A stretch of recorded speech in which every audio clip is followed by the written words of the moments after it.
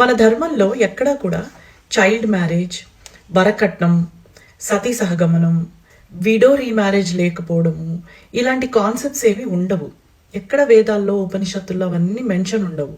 మరి అవన్నీ మనకి ఎలా వచ్చాయి ఒకసారి పరిశీలిద్దాం.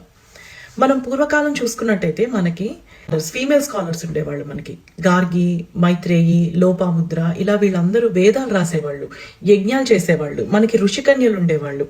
అలానే ఆడవాళ్ళకి చాయిస్ ఉండేది. కావాలంటే పెళ్లి చేసుకో, లేదంటే నువ్వు వెళ్ళి యజ్ఞాలు చేసుకో, లేదా సన్యాసం తీసుకో అని.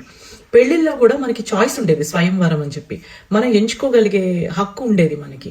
అలానే అమ్మవారి స్వరూపాల్లో మనకి గుళ్ళు ఉన్నాయి. ఇప్పటికీ కూడా మనం వెళ్ళి అమ్మవారిని పూజిస్తాం. అలాంటి మనకి కాన్సెప్ట్స్ అన్ని ఎలా వచ్చాయి, ఎందుకు ఆడవాళ్ళ రోల్ ఇంత దిగజారిపోయింది అంటే మెయిన్ రీజన్ ముఘల్ ఇన్వేషన్ నుంచి స్టార్ట్ అయింది. ముఘల్ ఇన్వేషన్ జరిగినప్పుడు ఈ తుర్కో ఆఫ్ఘన్ ఏరియాస్ నుంచి వచ్చిన ముఘల్స్ ఆడవాళ్ళని ఎత్తుకెళ్ళిపోయేవాళ్ళు. అబ్డక్షన్ అండ్ ఎన్స్లేవ్మెంట్ జరిగేవి. అబ్డక్షన్ అంటే ఎత్తుకెళ్ళిపోవడం, ఎన్స్లేవ్మెంట్ అంటే బానిసత్వం. అలానే డిసానర్ అంటే వాళ్ళని కించపరచడం, యూనో వాళ్ళ ఆత్మగౌరవాన్ని భంగపరచడం. నేను చెప్పలేని ఇవన్నీ జరిగేవి ఆడవాళ్ళకి.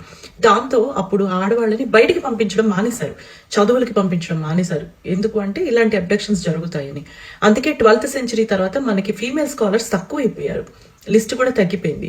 అండ్ ఇంట్లో ఆడవాళ్ళు ఉంటే ఎక్కడ ఎత్తుకెళ్ళిపోతారు అనే భయంతో చైల్డ్ మ్యారేజ్ కాన్సెప్ట్ స్టార్ట్ అయింది.